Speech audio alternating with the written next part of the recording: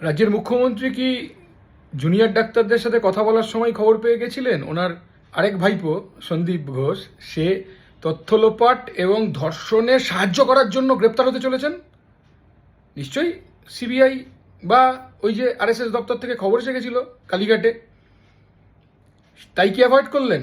ডাক্তাররা তো সমস্ত শর্ত মেনে নিয়েছিল, সে কারণে অ্যাভয়েড করলেন। আসলে মুখ্যমন্ত্রী খবর পেয়ে গেছিলেন ওনার দ্বিতীয় ভাইপো, একেরাম রক্ষে নেই সুগ্রীব দোষর, যাই হোক, কয়লা কেলেঙ্কারি আর এরপর আরজিকর কেলেঙ্কারি, দ্বিতীয় ভাইপো ফেসে যাচ্ছেন, গ্রেপ্তার হতে চলেছেন। আর ওই যে টালা থানার ওসি, যাকে মুখ্যমন্ত্রীর একজন খুব খাস পুলিশ অফিসার, ওই যে কালীঘাটের এসি ছিল, ওসি ছিল, ওই 420 নাম আমি নিতে চাইছি না, যাকে লুকিয়ে রেখেছিলেন বিভিন্ন বিভিন্ন হাসপাতালে, বেসরকারি হাসপাতালগুলোর নাম আমি বলতে চাইছি না, কিন্তু বেসরকারি হাসপাতালগুলোতে ভর্তির ব্যবস্থা করেছিলেন, ফোন করে করে বেসরকারি হাসপাতালদের মালিকদের বলছিলেন যে ভর্তি করতে হবে।